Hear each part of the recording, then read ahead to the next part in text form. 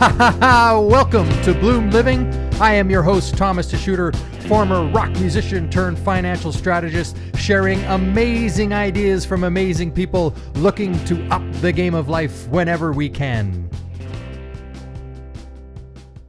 Welcome to today's show, BloomLiving Podcast, Season 3. I am your host, Thomas DeShooter. And first of all, huge shout out to all of you fantastic people out there that are sharing the show, that are giving us some love in social media. For those of you that have gone to iTunes and rated the show and given us a thumbs up, love your comments and keep them coming. It really gives us the opportunity to see what people like and to know that we have listeners out there that are enjoying the content. And any suggestions you have, by all means, go to media@bloomstrategies.com. Send us along some thoughts, some things that maybe you'd like to see on the show, and we'll see if we can make that happen. Excited. Today's show, we have a special guest. His name is Bryan Boroff, and he is known as the natural-born entrepreneur. And so I'm super excited to get into a conversation with him about building a business, about creative ideas, about understanding how to keep pushing yourself forward, just everything around being an entrepreneur, being a business owner, and what that looks like. And he seems to have a lot of experience, so I'm really looking forward to having a conversation around that. But before we dive into any of that stuff, here's where I'm at today. So this past weekend, I had a huge opportunity to just share a couple of talks with some people, and I'll tell you, the talks ended up centering around two main themes, and if you consider it, it's really one combined, and that's faith and love. And as I think of just being a business owner, and as I think of doing a show like this and having guests on, I can really bring that to everything I do. Faith and love. Let's just look at it as a business owner. You know, it's as an entrepreneur, faith in yourself, faith that what you're doing is going to strike a chord in the world, that what you're doing is going to add value to the world, is a huge piece in moving forward. And it always starts with yourself. You know, as a business owner, I see that. But even when I think back to being a musician, when I even think back to doing this show, the starting of this show, it's really having faith in myself first and understanding, like, this is something I want to do, and I believe that I can do this, and I can believe, I believe that I can do a good job, and I believe that somebody out there will listen, and I know that that is the case now. It's been reaffirmed. However, it really started off with that faith first, that faith in myself first to move forward in all of those things. And even as a business owner, it's that faith first, believing in yourself that you can do this is critical. And then the big piece for me, and I'm sure there's some people that are successful without bringing this in, but for me, the big piece is love. Is where can I bring love to everything I do? Where can I, if I'm not willing to do this show and love what I'm doing, and can I pour over the strategies here, or can I pour over the content, or can I create something that I really care about and that I love doing? I don't think it would last. I don't think I would want to do this very long. And it goes the same in business. It's the same in my personal life. The things that I do, I want to love doing them, and I want to have a love for them as well. And on that note, it really begins with me. Is how much love can I even show myself? How much love can I have for myself, and honor myself when I need time, honor myself when I need to have reflection, when I'm looking for somebody to help me or assist me moving forward. I jumped on a call yesterday with a gal named Martha Creek, who I've decided to do some coaching with, and inside of the better part of 20 minutes, we dialed in on some stuff for me that was coming up, and all of that was around faith in myself and belief in myself. And she was it was like a knife through butter, if you will. She was able to just slice right through the noise of what was going on within me and come up with some ideas that really helped me see the truth, the wholeness, if you will. It's like am I, am I crazy for how I think? Of course I'm crazy. For other people, I'm going to look crazy, and that's fine. It's okay. So just, having, I guess, the grace to accept myself for all of the good things that I do and all of the not so good things that I do, and being understanding around that, and to say I am okay with not being the best at something, or I am okay with being really good at what I do. It's the both sides of the coin that I'm really starting to understand are critical. It's I can't just gloss over everything and put, a rose garden over a mud pie. I have to deal with the mud pie. That's just the way it is. And then when I do that, it's amazing the quality of the roses that come up, if you will. And so I guess in summary, just in reflection of the two talks I gave over the weekend, it really did sink home. As you speak things into the world and as you share what is on your mind, it's amazing how you can begin to really key in on your own key message, on what really is resonating for yourself, the things that you really want to believe, and move forward with your life. And so, faith and love over the weekend actually became a true grounding at a deeper level than ever before for me. And I'm happy to share that with you here today. And I'd love to hear, how that resonates for you. Share some thoughts. Again, this is on Facebook. It's on YouTube. It's very easy to send us comments, and I'd love to know how you feel about faith and love, and where does that show up in your life, or where has it stopped? Where is it not working in your life? And as I shared on the weekend, it's that if we can just take a moment, and if we can just take a moment and pause in any type of uh, disappointment we're having, or any type of challenge that we're having, if we can just pause for a moment and take a breath and honor ourselves and understand that everything we want for ourselves and for our lives is within us, if we're willing to take a pause and have a look. Almost everything I've ever done in my life, I've known the answer. Sometimes, though, I just don't want to use the answer, and I want to try to work my way around it. And then I end up coming back to likely what that first feeling or that first instinct was. And that's perfect, because sometimes you need to go around the block. You need to see what's in the neighborhood. You need to have an understanding of where you are and why you might do something, so that when you do get there, when you do get to the truth of the matter, you're really empowered with it. And so I just invite you to take a pause every now and again when maybe you're not firing on all cylinders. Just take a breath and understand that it is within you, that you have the strength, you have the power, you have the insight, you have the intuitive intelligence to know what is best for you. And then faith and love will have you take that step. And sometimes that's the hardest part, is truly following what you believe is the right thing for you to do. So I'm really excited to welcome today's guest. Bryan Boroff I love this. He's dubbed a natural born entrepreneur by the Daily Telegraph. Bryan Boroff founded Adfone in 2015.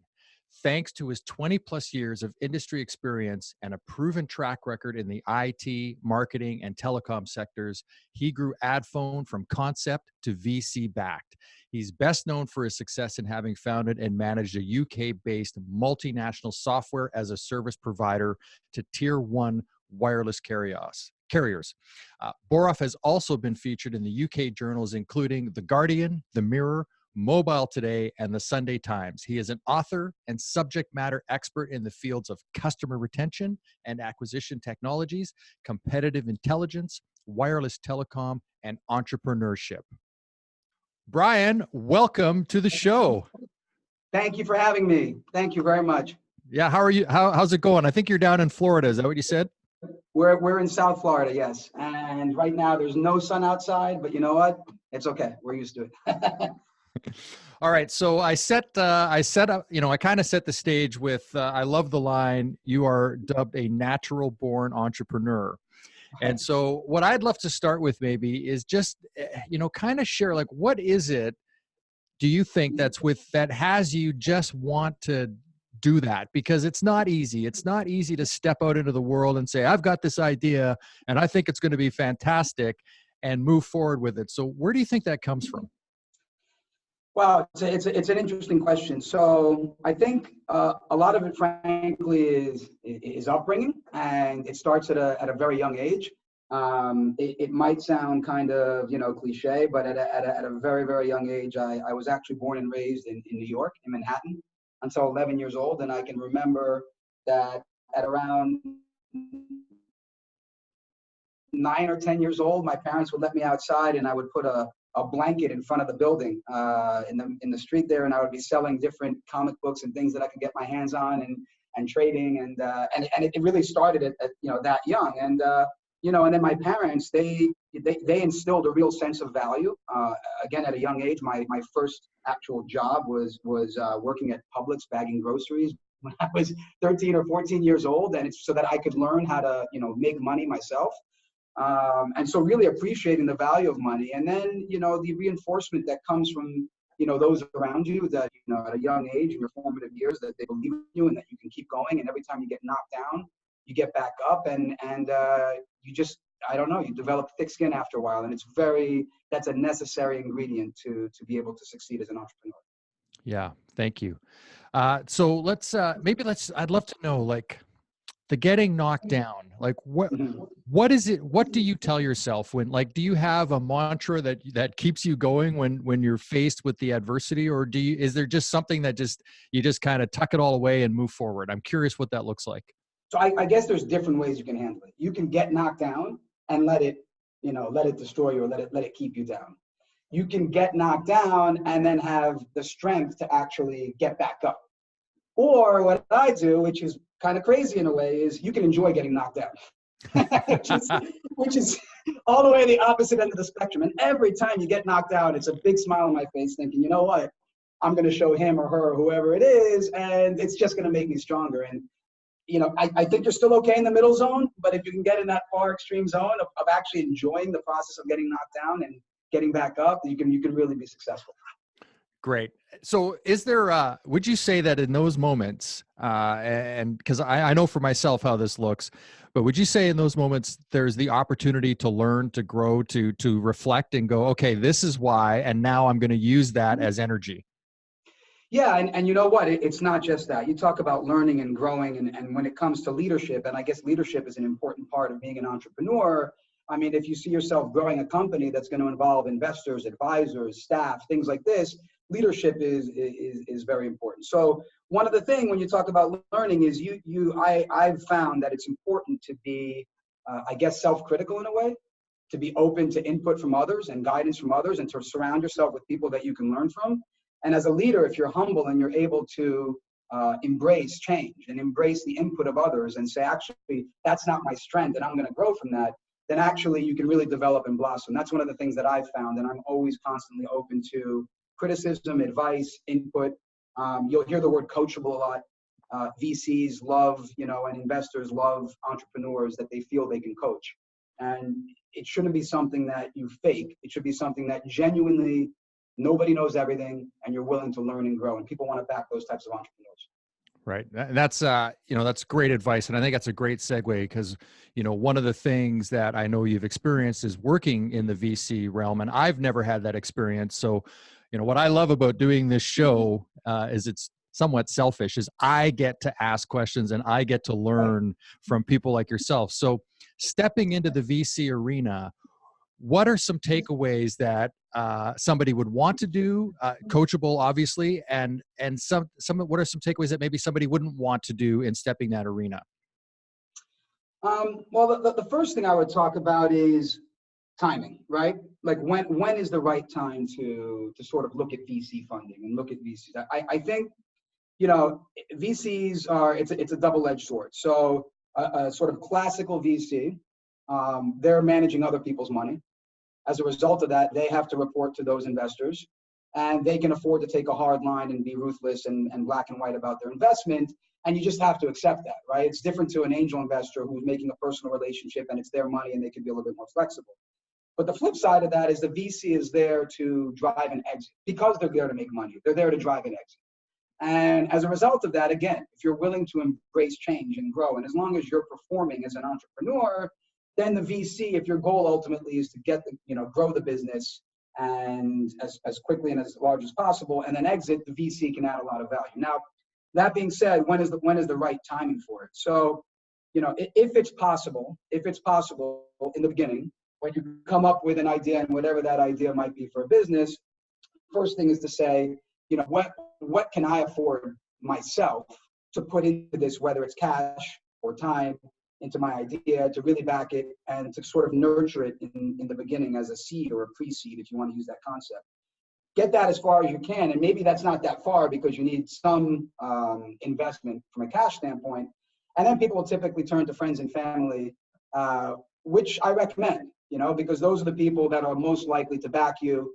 And you want to then take your idea with some proof of concept, with friends and family funding, get it as far as possible as you can, and then maybe extend that. There's different ways to do it, to sort of, acquaintances or angel investors that are individuals, so not necessarily friends and family, but not VCs either. And with all that funding, get it as far as you possibly can. And the VCs, you really want to bring them in when you have some form of traction, so that they can really scale the company and help grow the company with you. They can put in punitive terms, and I explain the reasons why. And as an entrepreneur, your best defense is performance. And as long as you're performing, the VCs will be happy. But the second you stop performing, then they can go and implement those measures. So not sure I answered the question directly, but hopefully that gives your listeners here a good idea of, the formula to look for. Yeah, no, I think that's great, Bryan, and thank you for that. Because what you sort of outlined there, which was really great, was kind of like a step process, right? Like right. It's in the beginning, it's all you. It's everything that you got going on. You're putting all your time and energy. You're growing something, and then maybe at some point, friends and family might come into the picture, and that might be a little scary because mixing all of that with business can be sometimes a little bit disturbing. And then there's an angel investor, which is going to be somebody who has a belief and thinks I've got a great opportunity. They're going to put some of their own money into that. And then you step into venture capitalists, the VC, and that might, so would you say that the VC would be sort of the latter stage? And from there, they're either going to, likely going to take you public or look for some bigger kind of exit where the company gets bought out by another company or something? Well, I guess there's different types of VCs. If we're talking specifically about VCs, there's those that'll come in at the seed stage, let's say pre-revenue or early revenue. And then there's sort of Series A and beyond where you're basically generating revenue and they're coming in to help scale the business from there and sort of growth equity. And then, of course, there's other sources, private equity, family offices, things like this that people are turned to. And I think increasingly you'll see startups that might turn to those avenues as opposed to VCs. So it is very much a formula. And, there is no, there might be some boxes in terms of sequence and timing, but there's always flexibility. And I think probably the most important thing, whether it's angels or VCs or any of these sources, if possible, try and get involved with investors that share the same values as you and that you would enjoy working with. And, life is just too short to be involved with people that it's going to be too much friction and, you don't see eye to eye. And in some ways, getting those types of investors is a blessing. You can't really necessarily choose it. If it happens, it happens. And, I've been very fortunate in my last company, which we can talk about, as well as my current company, that the people that I've involved myself with have all been of the same similar values and contributing to the positive growth of both me as an individual and the company as well. That's thank you. That's such great. I love to hear that because one of my principles, I've been working with individual investors, business owners, and families for 20 years in my business. And for me, values alignment, aligning your money with your values, to me is a critical piece in really building sustainable long-term wealth. And so just hearing you say how important values are is music to my ears. I want to step now a little bit into your current business, and I believe that's Adfone. Yes. And you work with Cricket Wireless, and if I have this correct, they have about 10 million wireless users. Are they still an arm of AT&T? That's the research. Yeah, that's okay. So how did Adfone come about? Like, what was it that had you go, hey, I've got this great idea, boom, and I can make this into something that a wireless carrier is going to want to carry? Well, I guess before I answer that, let's take it back even a few more steps in history to kind of tell you how I even got into the wireless domain or space to begin with. And I think your viewers will probably find this, story interesting. And also what one of the takeaways is, you don't necessarily find your path in life, it finds you, right? Great. And it finds you, it's like you think you're going to go in one direction and then boom, something else happens. So I went to the University of Central Florida in Orlando, and so I'm probably this is back in 96, 18, 19 years old. And one thing UCF is known for, it's one of the largest universities, if not the largest in the country. And they built AT&T Wireless at the time, had built a call center right next to the campus, adjacent to the campus. And I actually had no intention of working while going to university, but my roommate at the time told me about, that they're hiring call center employees and they paid pretty well. And is it something I wanted to do? And what the heck? So I went and applied for this job and I ended up getting it. And I started out at the lowest possible level as a part-time call center advisor working for AT&T Wireless. So this is my entry into the wireless space, if you will. Now, going back to the beginning, I was never one of these people that kind of, was just happy with the status quo and always looking for ways to disrupt things. In the department that I was in, we were measured on call handle times, which basically translated into money. So the longer the call handle time was, the more, customer service issues they had and the more capacity issues they had. So they had to hire more and more people because you can't have people waiting too long online. We had these books in our department, where in that book, when a customer called up, you would basically have your rate plan information and promotions and pricing and credit. So it was basically a guide of all the information in the book. And we would use that while we're on the call. And if you think where the internet was back in 96, 97, back in the early days, I had this crazy idea that if we could take all this information in this book and put it online into a clickable format, then we could basically reduce call handle times. Now, I'd never built a website before in my life. Okay, you gotta keep this in mind, right? And it was just an idea. And I'm one of 40, 50 people in this department. And in the whole building, there's probably 400 or 500 people that are working there. So I had a lead that I reported to, a supervisor, a manager, and the director of the whole building who I'd heard her name before. And I just went up and I knocked on the director's door of the whole building and I said, my name is Bryan Boroff. I work in the National Activation Center. And I've got an idea how we can improve call handle times. She said, sit down and tell me your idea. I said, well, it's really simple. You've got this book, you click around, you put it on the internet instead, we're going to be a lot more efficient. And she kind of stood up as if ending the meeting and said, it's a great idea, but we don't have the capacity right now to build websites. And I said, that's okay, I know how to do it, which I clearly didn't know. So she says to me, great, you've got 2 weeks to show me an example of your work. So what do? This is no joke. So for 2 weeks, I don't go to class. I lock myself up. I have 3.5-inch floppy diskettes, and sure enough, I was able to build a little prototype, and I brought it back to her, and I said, here you go, test it out. So she tested, it worked. She said, great, you're now the web editor of the department, you're off the phones, this is my assistant Jesse, whatever you need, she's gonna get you, and you've got 4 months to take this book and train the entire department and get it online, we'll get rid of books. I did it in 3 months. I was so motivated by this whole thing that, school became secondary, and I just had to build this thing. Anyway, we roll it out, and we get rid of all the books. And at this point, there's 100, 120 people in the department. And the call handle times come in, they drop by 20, 22%. I get recognized as this IT whiz kid. And maybe this is one takeaway from the story, is that you don't necessarily have to do all the work yourself. You just kind of have to have the idea. If you think about Microsoft Front Page back then, that was just like using Microsoft Word and hitting a publish button. But I had the idea, and then I was able to translate that into something that actually worked. I didn't really code it myself. So I won this thing called Circle of Excellence, where I ended up traveling to the Virgin Islands with all the executives of AT&T.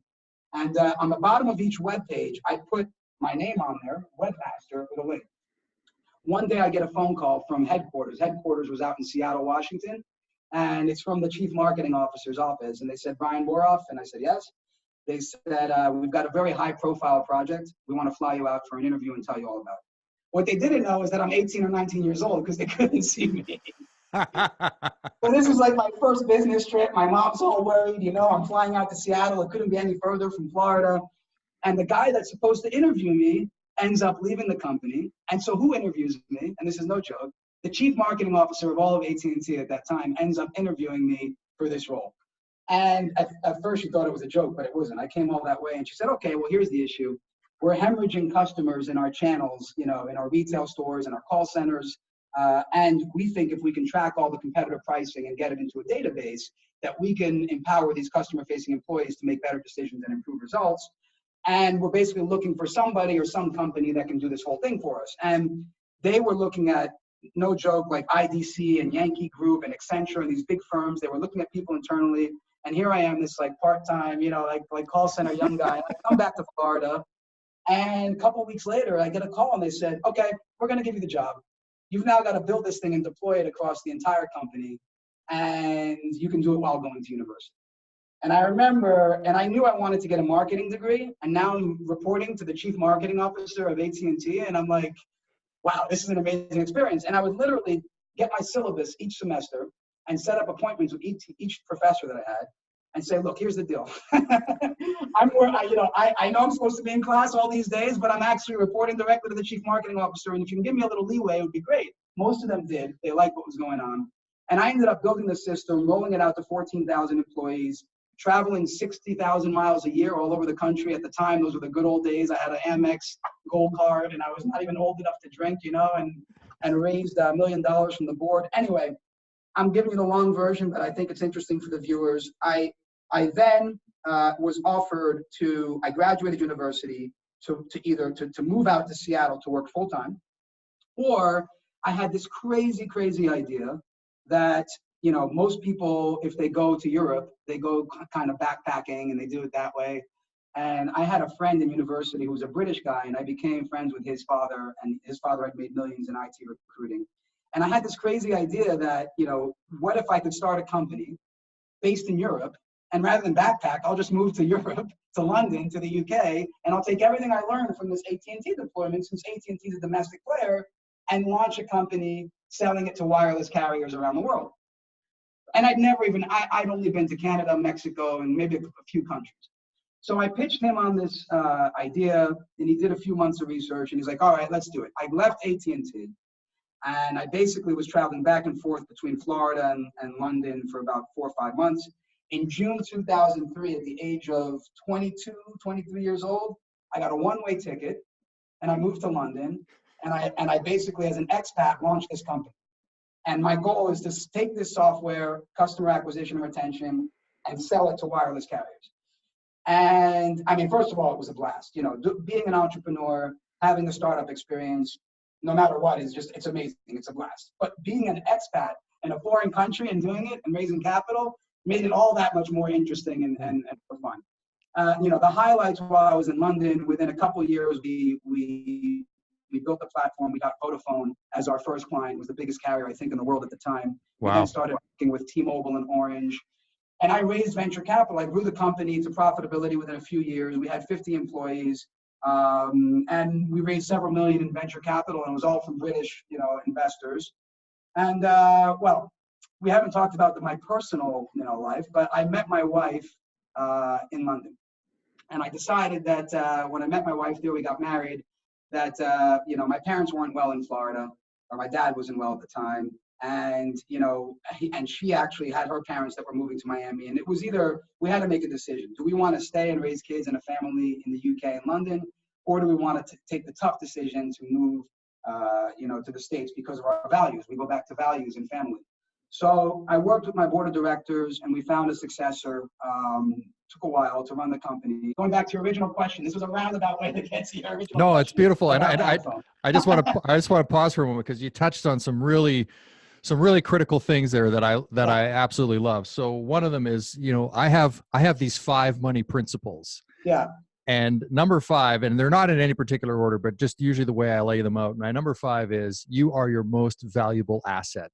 Right. And I think what you just illustrated was just the importance of you stepping in and deciding I'm going to take on something. And I love that I'll build the website. I do website building. You have no idea what you're doing. So, I don't recommend that always in every situation, but I certainly recommend that, I've had those moments where it's been like, hey, can you do this? And it's like, I know I probably could. I'm not sure I've done it before, but yes, I can, right? You just step into it and have faith and trust in yourself. So that's beautiful. And I love that when you bought a one-way ticket, so you burned the boat, right? There's no going back. I don't have a set date to come back. I'm just going to go there and launch and do this. And so hats off to you, Bryan, for just being courageous. For a lot of people, going out and asking for assistance or asking for somebody to support you is a difficult thing. So I'm curious, how, did you have that, or are you just get me in the door and I'm happy having that conversation? So probably two takeaways there. One is never burn your bridges. The other one, and I know it's challenging, and it's not just for entrepreneurship, it's maybe for sales, but in business, everything is sales. But, typically you want to be dealing with, the ultimate decision maker. And in large organizations, it's not just about the ultimate decision maker. The kind of product that I'm describing to you has to be sold in at a strategic level in the organization. Doesn't have to be the CEO. CEO is great, right? But, C-level executives. So going back to your question, if you're doing B2B enterprise selling, for those that's the business idea that they have, try and see if you can find a way in, into the executive level to pitch your idea and at a more strategic level. A big thanks to Bryan Boroff for joining me today on the BloomLiving podcast. Unfortunately, we had our very first ever large technical malfunction in which parts of the show just didn't end up in the recording bits, and definitely the ending got dropped, and I apologize for that. I've reached out to Bryan and his team and to let him know that we had this glitch, and it's our intention at some point down the road to invite Bryan back onto the show and just finish off some of the discussion we were having, as well as to just get an update on Adfone. And Adfone is an area that we didn't get to really dive into on this recording because it was lost, is his new business venture. And he's positioned himself very well in the marketplace with Adfone. There's some information on Adfone in the show notes.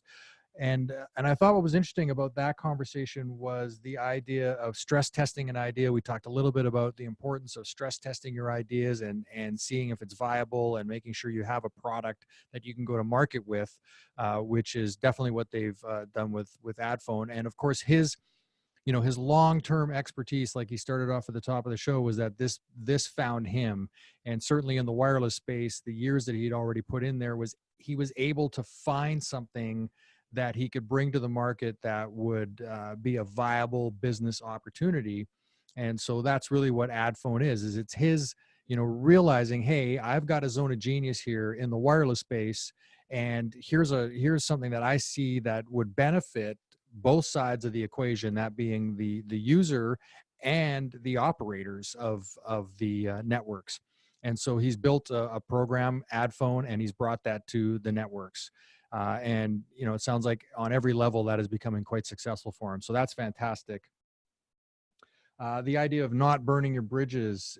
So the very first person that was responsible for him, really getting a solid footing into AT&T, that person is who he ended up reaching out to when he had Adfone to go, and they have been working together at bringing Adfone to the carrier. So, his commentary on never burn your bridges. In other words, when you leave an organization, when you leave something behind, when you're moving on, to make a nice, clean, beautiful break and not create a whole bunch of chaos on your way out the door. Because down the road, you just never know who might serve when you're out to serve more people on a higher level. There's going to be people that come from your past that can truly support you in getting that done. And so that was a great lesson. And along with that lesson came the leverage who you know. So again, who do you know? And this person came to mind, and voila, it's enabled him to get in the door of some boardrooms and have him, pitch Adfone to these people. So huge lesson on that, to never burn your bridges, to leverage who you know, and then, going to the decision makers inside of a business, where whenever you can, you want to be able to pitch to the very people that are going to make the decision. And I know for me, for example, in the retail space, it's usually one-on-one. It's with, the family or the entrepreneur, and I'm speaking directly to them. In a big corporate setting of business to business, of B2B, you need to find your way through the minutia of the entire admin staff and get to the people that actually make the decisions. And so, that's a huge takeaway in terms of working in the B2B space, of getting into the C-suite, the ones that can actually either make the decision or put you directly in front of the parties that will make the decision. So Bryan, it was really great to have you on the show. I apologize that we had this malfunction with the recording, and I look forward to speaking with you again in the future. It was great insight that you gave us, a great story on just committing yourself to taking on some risk, taking on some chances, and believing in yourself. And so for that, I truly thank you. A huge thanks to today's guest and to you for being a part of the show. Now, if any of the ideas or stories did strike a chord with you, then I'd be honored if you would just take a quick moment to do a couple of things. One, if something in particular did resonate with you and you feel like it would make a difference in the lives of others, then please go ahead and share this through your social media channels. We'd like that very much. And two, if you are feeling compelled to join in on our ever-growing Bloom Living conversation, then hit the subscribe button and we'll show up every time there is a new episode available. It's not only my goal, but it's the goal of our entire Bloom Living team and community to be the very change that we want to see in the world. All ideas begin with a conversation, first with yourself and then with others. So we welcome your voice. And we ask that you send along any comments, thoughts, or questions. This is Thomas DeShooter, Bloom Living. I don't want to turn your stomach fast. I don't want to get all mired in tight sentiment. But I think I found me a pocket here. There's pipe bombs floating on my television. My mailbox of bankers